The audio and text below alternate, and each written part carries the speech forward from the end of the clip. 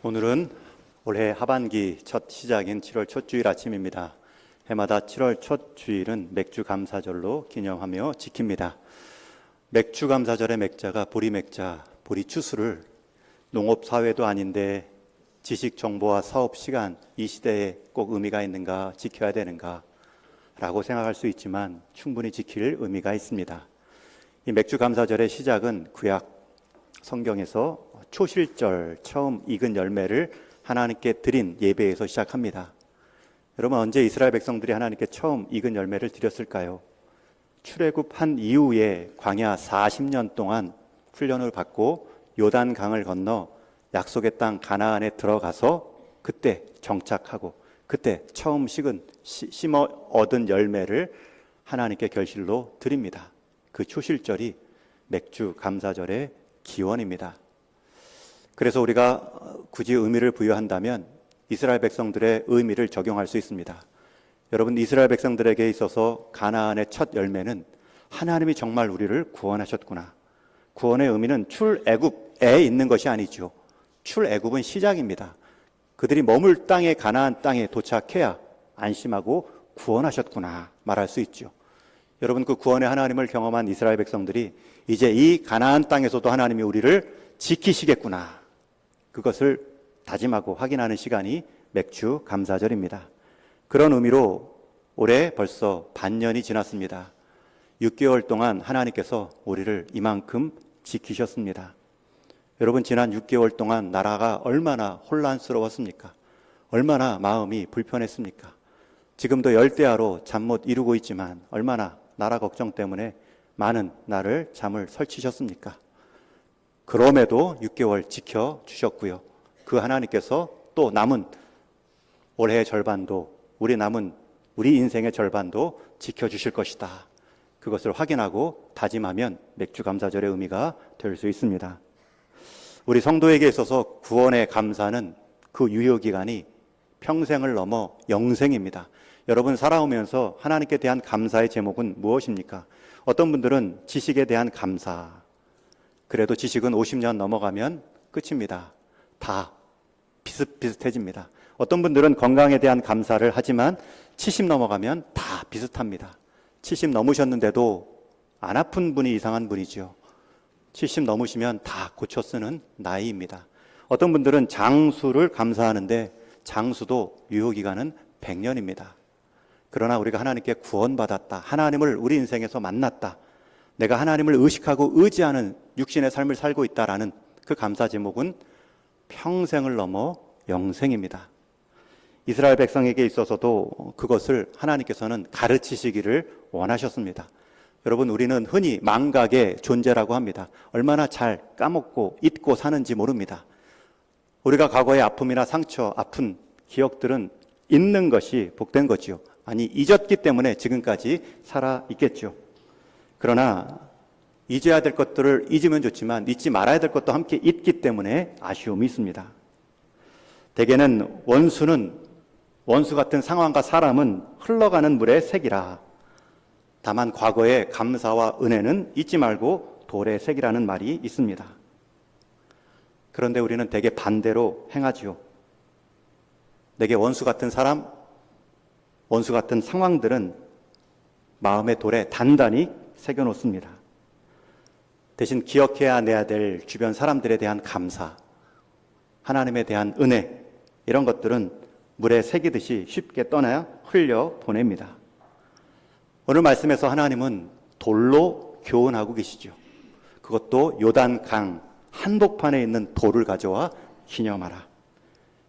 보이도록 그들에게 구체적인 의식적인 행위를 함으로써 하나님은 한 가지를 교훈하십니다. 여러분, 새길 것은 깊이 새겨야 우리 인생의 교훈으로 오래 갑니다. 돌의 역사, 돌의 기념비는 한 사람의 역사만 바꾸지 않고요, 한 나라 공동체의 역사도, 한 단체의 역사도 새롭게 할 때가 있습니다. 우리나라 개신교, 기독교 역사는 140년으로 잡고 있습니다. 1885년 미국의 아펜젤러, 언더우드 선교사님 두 분이 제물포항에 내리실 때 그해 4월 첫 주일 부활절 아침에 내리신 그 해를 우리 기독교 역사로 말하죠. 그런데 기독교의 의미를 조금 넓혀서 천주교의 역사까지 넓힌다면 또 한 세기가 늘어납니다. 18세기 말 1794년에 첫 외국인 신부가 한국에 들어옵니다. 더 넓혀서 임진왜란 때 우리나라에 들어온 일본 천주교인들도 있고요. 천주교 신부도 있습니다. 그런 분들이 우리나라에 처음 기독교 영향을 미쳤다. 실제로 미친 것으로 보고 있고요. 그렇게 잡는다면 또한 300년 기독교 역사가 늘어납니다. 1594년 임진 이후에 조선인들이 영향을 받았다. 그런데 그 역사를 한 600년 더 넓힐 수 있는 한 유물이 발견되었습니다. 기독교 역사를 거의 1000년 이상으로 늘릴 수 있는 불국사 경내에서 발견된 통일 신라 시대의 유물이 있습니다. 십자가 상과 성모 마리아 상에 출품된 사건입니다. 당시 신라 시대에는 당나라와 교류가 많았던 상황입니다. 당나라에는 그때 경교라는 이름의 기독교가 들어와 있었습니다. 그리고 그 경교를 상징하는 기념품이 바로 돌 비석, 돌 십자가인데 그것이 경주 불국사에서 발견된 것입니다. 그러니 그때 당시에도 기독교는 영향을 주었다라고 하면 그 돌 하나 때문에 1000년 이상의 역사가 늘어납니다. 이처럼 기념석 하나가 역사도 늘릴 수 있지만 오늘 본문에서는 기념석 하나가 영원히 기억되어야 될 사건 하나로 우리에게 교훈하고 있습니다. 여러분, 오늘 읽은 본문의 배경은 하나님께서 이스라엘 백성들을 출애굽한 후에 광야 여정에서 40년간 그들을 먹이시고 지키시고 싸움에서도 대신 싸워주시고 그리고 결국 마지막 가나안 입성을 앞두고 요단강물 하나 경계선을 두고 있습니다. 그런데 그 요단강을 건너는 방법도 하나님은 제사장들에게 법궤를 메고 그들로 앞장서 요단강물에 발을 담그라 명하십니다. 앞장선 법궤를 맨 제사장들은 어깨는 뻐근하고 허리는 아파오겠지만 순종합니다. 그럴 때 물은 갈라졌고 그들은 계속 마른 땅같이 요단강을 건너며 요단강 한 복판에 섰을 때 하나님께서는 이스라엘 백성들을 건너게 하십니다. 200만 가까이 되는 이스라엘 백성들이 강 하나 건너니 한참 걸렸겠죠. 그 건넌 후에 그 모든 이스라엘 백성들이 지나간 후에 하나님은 당연히 이제 수고했다. 제사장들아 올라와라. 법궤를 메고 너희도 마른 땅으로 건너와라 라고 하실 만한데 하나님은 그 상황에서 여호수아를 통해 한 가지를 명령하십니다. 그 내용이 2절 3절 말씀인데 우리 한번 같이 읽습니다. 시작. 백성의 각 지파에서 한 사람씩 12사람을 택하고 그들에게 명령하여 이르기를 요단 가운데에 제사장들의 발이 굳게 선 그곳에서 돌 12를 택하여 그것을 가져다가 오늘 밤 너희가 유숙할 그곳에 두게 하라 하시니라. 이 명령은 지금 강을 건넌 상황에서 처음 주신 말씀이 아닙니다. 강을 건너기 전부터 앞에 3장 12절 말씀에 보면 각 지파마다 돌날을 한 사람씩 선택해 두라 명령하십니다. 여러분, 이 돌들을 옮겨서 기념하라는 이 명령은 즉흥적인 것이 아니라는 거예요. 하나님께서 의도하신 말씀입니다. 5절 여호수아는 그 사람들을 12명의 지파 대표들을 불러 모으고 말하죠. 지금 요단강으로 들어가 법궤 근처에서 돌 하나씩 골라 어깨에 메고 나오라. 어깨에 메라는 것은 그만한 큰 돌, 기념할 만한 보이기 좋은 돌을 들고 나오라는 뜻입니다. 어깨라는 표현 안 썼으면 주먹만한 돌 들고 나오면서 이것도 돌이지요 라고 말할 수도 있었겠죠. 아니, 그 지파별로 대표로 뽑힌 사람들의 심정은 이 근처에도 이 요단강 밖에에도 돌들 잘생기고 큼지막한 것들 많은데 왜 굳이 요단강 한복판 법궤 있는 곳까지 들어가야 될까? 여러분, 법궤를 메고 있는 제사장들도 아니 다 건넜으면 그냥 건너가게 하시지 그런 마음일 텐데 또 12명의 대표를 대표하는 지파별 사람들도 돌을 메고 나오면서 왜 굳이 이거를 들고 나오게 하라실까? 여러분, 그 대답이 6절 말씀에 이렇게 나옵니다. 이것이 너희 중에 표징이 되리라. 여러분, 표징이라는 말은 증표라는 뜻입니다. 보증이라는 뜻입니다. 여러분, 이 단어는 여기서 처음 나오지 않습니다. 앞에 여호수아서 2장에 보면 가나안 땅 정탐을 위해 여호수아는 2명의 정탐을 보냈죠. 여러분, 2명이 가나안 땅 정탐할 때 쫓깁니다. 가나안 사람들이 의심하고 잡으려 쫓아왔을 때 그때 기생 라합의 집에 들어가 정탐꾼들이 말합니다. 우리를 좀 숨겨주고 탈출할 수 있도록 도와달라. 그때 라합이 말하죠. 내가 도와주겠다. 나는 이미 당신들의 하나님을 알고 있고 광야에서 당신들을 지켜낸 그 하나님을 나도 두려워하고 있다. 다만 내가 당신들을 도울 터이니 당신도 가나안 땅에 들어왔을 때 우리를 도우라. 그 징표를 요구합니다. 우리를 살려달 징표를 요구합니다. 그때 정탐꾼이 한 가지 징표를 약속합니다. 우리가 이 타고 내려간 이 창문 밖으로 당신들이 붉은 줄을 메어 놓으십시오. 그러면 우리가 가나안 땅에 들어왔을 때 이 땅 사람들과 전쟁할 때에도 이 집 안에 모인 사람들은 지켜주겠습니다. 당신들의 가족과 친척들을 다 이 가정 안에 모아 두십시오. 여러분, 이게 징표입니다. 그런데 이 징표를 돌들로 하나님이 이스라엘 백성들에게 요구하고 계십니다. 여러분, 처음 징표는 기생 라합이 이스라엘 사람들에게 요구했어요. 그런데 오히려 지금 이 징표를 하나님은 명령하고 계십니다. 얼마나 중요할까요? 하나님께서는 동일하게 이 돌들이 너희들에게 징표가 될 것이다. 라합처럼 요구하지도 않았는데 하나님은 먼저 주도적으로 그들에게 징표를 약속해 주십니다. 여러분, 이 돌들은 라합이 받은 구원의 징표와는 비교할 수 없습니다. 여러분, 하나님께서 돌들을 들고 나와 기념하라는 이유는 내가 요단강을 건넌 것을 기억하라. 나 이런 하나님이야. 나 이 정도로 능력 있어. 그것을 기억하라는 뜻이 아니죠. 앞으로 너희가 이제 살아갈 이 가나안 땅에서도 나 하나님은 너희의 하나님, 너희를 구원할 하나님임을 잊지 말라는 것입니다. 여러분, 징표의 의미는 과거를 향하지 않습니다. 미래를 향합니다. 여러분, 우리에게 있어서 최고의 징표는 무엇입니까? 우리 하나님께서 아들로 우리에게 보내주신 그리스도의 십자가입니다. 여러분, 그 십자가 때문에 우리는 구원받았고요. 거기서 끝난 것이 아니라 그 십자가의 사랑이 앞으로도 우리를 살려낼 것이다. 십자가는 과거형이 아닙니다. 여러분, 한 번 십자가 믿었다고 끝날 것이 아닙니다. 그 십자가의 사랑이 내 인생에 요단강 같은 어려움이 있을 때마다 죄악의 물결, 사망의 물결, 요단 강물을 막으신 그 하나님께서 십자가로 그 죄악과 사망의 물결도 능히 막으실 수 있다. 그것을 믿고 여러분, 우리의 신앙의 여정을 가는 것입니다. 여러분들에게 맡겨주신 가나안 땅, 여러분들의 삶의 자리를 그 신앙의 마음으로 지켜내는 것입니다.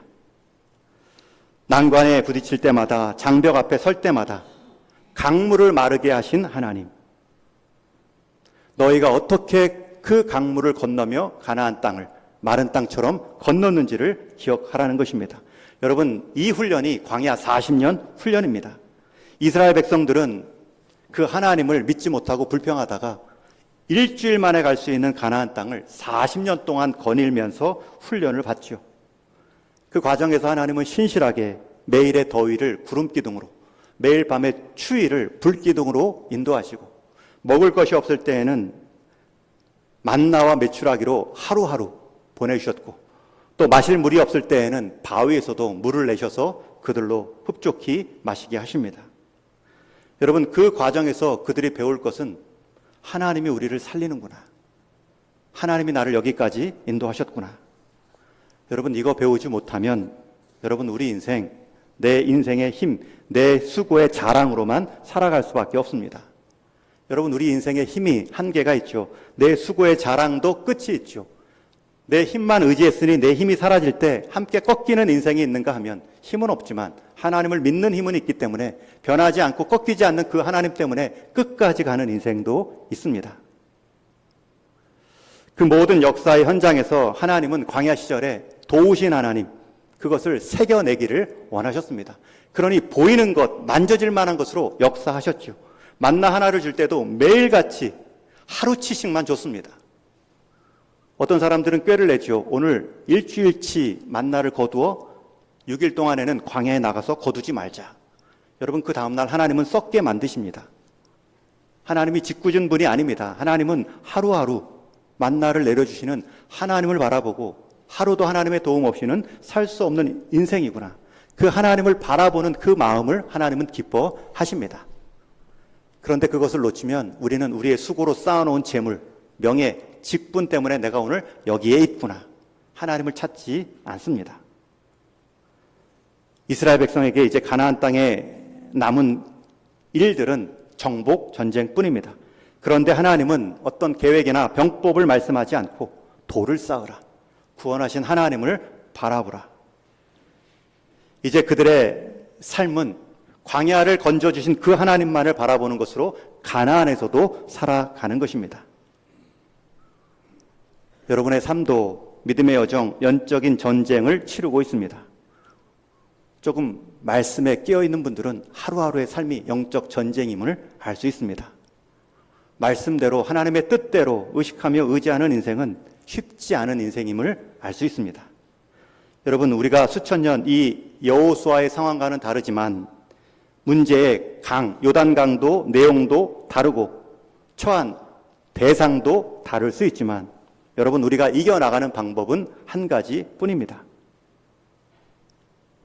구원하신 하나님을 끝까지 구원하시도록 요청하시는 겁니다. 내가 이미 너와 함께 수많은 강물들을 건너왔다. 너는 그동안 얼마나 그 건너준 그 강물의 기념돌들을 세워 놓았느냐. 어떤 분들은 이렇게 물을 수도 있습니다. 나는 지금 내 인생 장벽에 서 있습니다. 그러나 그 인생은 과거에 그 장벽을 넘겨주신 하나님에 대한 인식은 없습니다. 하나님은 요단을 건너기 전부터 그 돌들을 세워 하나님의 일하심을 기념케 할 사람들을 세워 놓았습니다. 그런데 항상 우리는 먼저 말합니다. 건너주셔야 기념하지요. 그런데 하나님은 먼저 기념해라. 건너게 할 것이다. 건너게 하는 일은 하나님 역할이지만 그것을 기념하고 잊지 않는 것은 우리의 역할입니다. 내가 건너게 할 것이다. 이미 내가 너를 수없이 건너게 해 주었다. 여러분, 그것을 기억하는 것이 오늘 맥주 감사절의 의미입니다. 기억하셔야 됩니다. 왜요? 앞으로도 이겨나가기 위해. 하나님께 기억하는 일은 이런 하나님 자랑받으시려고, 이런 하나님 과시하시려고가 아닙니다. 그런 하나님을 잊지 않아야 앞으로도 그 장벽을 넘어설 수 있습니다. 우리 가족 간에 한때 감사일기가 유행한 적이 있습니다. 가족 간에 서로에 대한 감사 제목 같은 일기장에 쓴 적들이 있죠. 그러다가도 가족 간에 서먹할 때가 있고 남편과 아내, 부모와 자식들이 시들시들한 관계로 지낼 때도 있습니다. 아이들은 다 커서 부모의 품을 떠나 다 자기 잘난 맛에 살아갈 때가 있습니다. 그럴 때마다 그 아이들이 얼마나 우리에게 기쁨이 되었는가 감사 일기를 보며 옛 가족 간의 깊은 추억의 장면들을 떠올립니다. 이렇게 사랑했던 적도, 이렇게 기쁘게 놀았던 적도 있었구나. 여러분, 그것이 앞으로 가야 할 길을 가게 합니다. 우리가 여행 갈 때 빼먹지 않는 것이 사진이지요. 사진기는 이제 핸드폰으로 다 대체가 되었습니다. 좋은 여행지에 가면 좋은 사진을 남기고 좋은 추억으로라도 보관하자.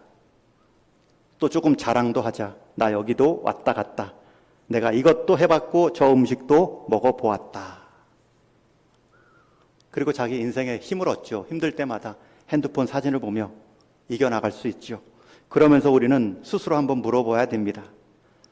내 신앙의 여정에서는, 내 믿음의 삶을 살아오는 과정에서는 그 수많은 하나님의 일하심에 대한 흔적은 얼마나 많이 있는가? 하나님은 수도 없이 내 인생에 기념할 만한 일들을 이루어 오고 계신데 나는 얼마나 많이 보관하고 자주 보고 있는가?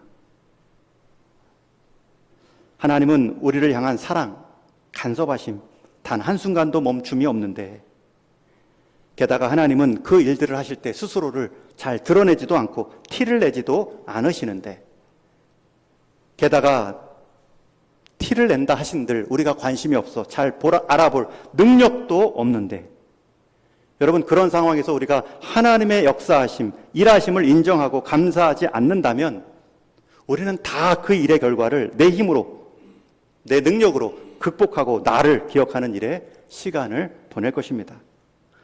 절대 하나님은 기억하라, 기념도를 세우라는 목적으로 내가 도와주었다, 보상을 잊지 말라라는 뜻이 아닙니다. 자기 자랑이 목적이 아닙니다. 너는 그것을 기억해야 살아갈 수 있다는 뜻입니다. 내가 너와 함께 한다는 것을 잊으면 너는 이 가나안 땅에서 살아남을 수 없다는 것입니다. 가나안이 문제가 아니고 광야가 문제가 아닙니다. 우리가 하나님을 의식하고 있는가, 도우시는 하나님을 의지하고 있는가, 그것이 우리 인생의 숙제입니다. 우리 자녀들이 부모님의 은혜를 입고 자랍니다. 아기 때는 기억하지 못하니 그렇다 치더라도 아동을 지나고 청소년 때에 모든 육체적, 정신적 수고를 부모님들이 같이 맡아 고생합니다. 그것이 전부가 아니죠. 대학과 취업, 결혼까지 하면 끝난 줄 알았는데 이제는 손주까지 생겨서 손주 걱정까지 해야 되는 부모의 자리가 있습니다. 대봐야 아는 자리입니다. 절대 자녀는 부모의 마음 모릅니다. 부모가 대봐야 알 수 있는 자리입니다. 그럴 때 자녀들은 할 수 있는 최선의 효도로, 졸업하면 졸업장으로, 취업하면 월급 타서 식사 한 번으로 때우려고 하죠. 물론 부모님들은 그것마저 흐뭇해 하십니다. 여기까지 왔구나, 그 모습으로라도 자라줬구나, 구김살 없이 밝게 자라준 것 하나만으로도 감사 제목으로 삼으며 넘어갑니다. 그러나 우리는 다 같이 한번 또 물어야 됩니다. 우리 역시 우리의 인생 배경이 되어주신 하나님 앞에, 우리가 눈치채지 못할 정도로 뒤에서 수없이 밑작업을 해주신 그 하나님 앞에 우리는 얼만큼 인생의 기념도를 세우고 있는가? 우리가 어린애처럼 이것저것 다 실수하고 흘리고 다닌다 할지라도 말없이 챙겨주시는 하나님 아버지 앞에 얼마나 그 감사함으로 그 예배자의 마음을 지켜가고 있는가? 씌어드린 학사모, 졸업장은 없다 할지라도, 마음 다해 드린 선물, 내복 한 벌은 없다 할지라도 그 하나님의 하나님 되심, 역시 하나님이십니다. 그 감사한 마음으로 여러분 살고 계신지요? 그렇게 하셔야 앞으로도 하나님 의지하며 이겨나갈 수 있습니다. 누가복음 17장 말씀에 보면 예수님께서 나병 환자 10명을 치유해 주신 적이 있습니다. 예수님이 예루살렘으로 올라갈 때 10명의 나병 환자들이 목이 터지도록 우리를 불쌍히 여기시옵소서 예수 선생님이요, 얼마나 간청하며 크게 소리 질렀는지 예수님의 발을 멈추게 했고 예수님의 치유의 말씀을 듣게 합니다. 가서 제사장들에게 너희 몸을 보이라. 여러분, 이 말씀은 이미 완치됐다는 거예요. 가는 과정에 치유되고 그 치유 판정을 끝에 제사장들에게 보이고 확정을 받아라. 그래야 다시 나병 환자, 문득병이 격리되었던 삶에서 공동체로 들어올 수 있습니다. 그 말씀을 듣고 실제로 10명이 제사장을 찾아가는 도중에 깨끗함을 얻습니다. 그런데 가는 도중에 깨끗함을 얻었을 텐데 가는 도중에 다시 예수님께로 돌아와 감사한 사람은 한 명뿐입니다. 그때 예수님께서 중요한 말씀을 하시죠. 돌아온 그 한 사람을 향해 물으십니다. 10사람이 다 깨끗함을 받지 아니하였느냐? 그 9은 어디 있느냐? 여러분, 예수님의 질문이 짓궂다 여겨지십니까? 굳이 예수님이 치유한 능력, 그 자랑, 보상을 기대한다고 말씀하십니까? 여러분, 그렇게 올라가 제사장에게 몸을 보인 9사람들, 그 깨끗한 몸 하나 의지하며 살아갔겠죠. 그러나 그 몸을 주신 예수님께로 돌아온 그 한 사람, 그 깨끗한 몸으로도 예수님 앞에 서는 그 모습, 그 믿음으로 그 삶의 내용이 달라졌겠죠. 여러분, 우리는 10개 중에 하나만 기억하는 사람들의 본성을 갖고 있습니다. 우리가 하나님께 10개를 받았다 할지라도 그 중에 하나 정도만 감사하며 기념하는 수준입니다. 나머지도 다 은혜로 받은 것인데 한 가지만 겨우 기억하며 살아가는 모습마저도 감사할 뿐이죠. 한번 기록하고 기억하십시오. 여러분들의 달력의 숫자만큼이나 매일의 삶에 도우신 하나님에 대한 숨은 손길들을 표시할 수 있습니다. 그리고 새롭게 다짐하십시오. 이 하나님 없이는 살 수 없습니다. 여러분, 제가 요즘 과학 관련 서적을 보고 있는데 과학 관련 서적들의 결론은 스스로 생명의 출발, 스스로 역사의 시작, 그 끝, 이런 것들은 과학적으로 설명할 길이 없습니다. 그냥 모른다고 정직히 말합니다. 그리고 시간의 긴 우연의 역사로 넘겨버립니다. 넘기면 됩니다. 그런데 우리는 그 과학적인 삶의 하나의 방식도 하나님이 지으셨다 고백합니다. 과학을 믿는 물질 중심의 사람들은 하나님이라는 생각도 사람의 필요에 의해서 불안을 없애기 위한 하나의 방편이다 말하죠. 그러나 하나님은 다르게 말씀합니다. 원래 세상은 보이지 않은 것이 보이는 것으로 나타났다. 그리고 영원한 것이 영원하지 않은 물질로 잠깐 드러났을 뿐이다. 그런데 그 물질을 갖고 순간적으로 사는 사람이 영원하시고 보이지 않는 하나님을 판단하는 것, 그런 하나님이 판정되는 그 하나님은 하나님이 아닙니다. 여러분, 한 기독교 철학자, 신학자, 과학자는 우리 생각에 정의되고 우리 생각에 증명되는 하나님은 우리가 믿을 만한 하나님이 아니다 말씀하죠. 그래서 성경에서 나타나는 하나님은 항상 우리의 기대를 넘어서고 우리를 깜짝 놀라게 하시는 하나님이다. 여러분, 그런 하나님이 우리 하나님이십니다. 많은 분들은 여전히 보이는 것, 만져지는 것, 과학 중심으로 믿지만 여러분, 기독교는 비과학이 아니라 초과학입니다. 과학 안에서 하나님의 말씀, 하나님이 설명된다면 그런 하나님은 과학의 테두리 안에 머무는 하나님입니다. 그러나 성경은 과학적이진 않지만 초과학적일 수 있습니다. 하나님을 드러내는 일만큼은, 우리를 향한 하나님의 마음과 구원을 보여주는 일만큼은 부족함이 없습니다. 그런 하나님께서 우리에게 요청하십니다. 나를 기억하라, 나를 기념하라. 이스라엘 백성들에게 있어서도 너희가 삶의 환경이 바뀌었다 할지라도 삶의 방식은 동일하다. 나를 기억하라, 나를 기념하라. 게다가 12지파씩 한 명씩 모았다는 것은 12지파 한 사람도 예외 없이 이스라엘 백성 전체가 행해야 될 일임을 말씀합니다. 그것이 우리 세대뿐만 아니라 이 일은 다음 세대까지 이어져야 할 것을 6절에 이렇게 말씀하시오. 우리 6절 이하의 말씀, 너희 자손들이 이 돌들을 보고 무슨 뜻이냐 물으면 이렇게 대답하라. 7절에 답을 주십니다. 우리 한번 같이 읽습니다. 시작. 그들에게 이르기를 요단물이 여호와의 언약궤 앞에서 끊어졌나니 곧 언약궤가 요단을 건널 때에 요단물이 끊어졌으므로 이 돌들이 이스라엘 자손에게 영원히 기념이 되라 하라 하니라. 그 돌들은 그 요단강을 건넌 당 시대, 당 세대만 해당되겠죠. 어린아이 손잡고 갔던 그 아이들에게도 기념이 되겠죠. 그러나 그 후세대, 3세대, 4세대만 지나도 그 돌들의 의미를 모릅니다.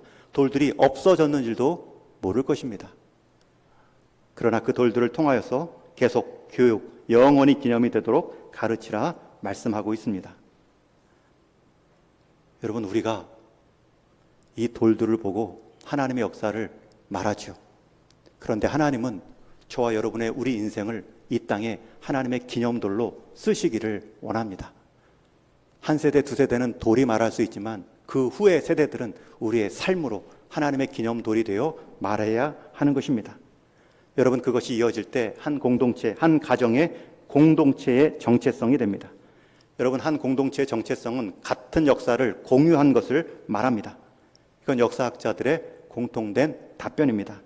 한 나라의 정체성은 경제지표나 인구 숫자나 면적이 정하는 것이 아니다. 그 민족이 함께 역사의 진행 과정에서 공유한 추억, 의식들의 총합을 정체성이라 말한다. 한일전을 할 때 왜 그렇게 다 함께 열을 냅니까? 민족 전체가 공유한 과거가 있기 때문입니다.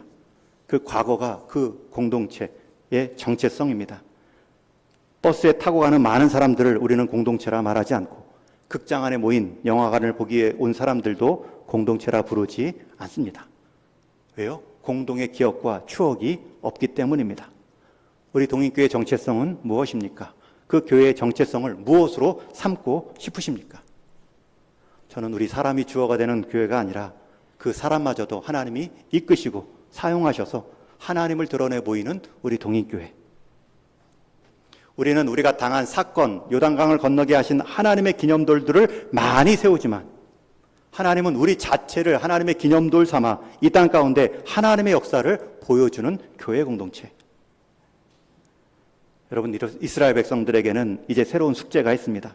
가나안 땅에서 그곳에서도 동일하게 역사하시는 하나님을 보여주어야 되고 다음 세대들에게도 교훈해야 됩니다. 그 숙제는 우리에게도 똑같습니다.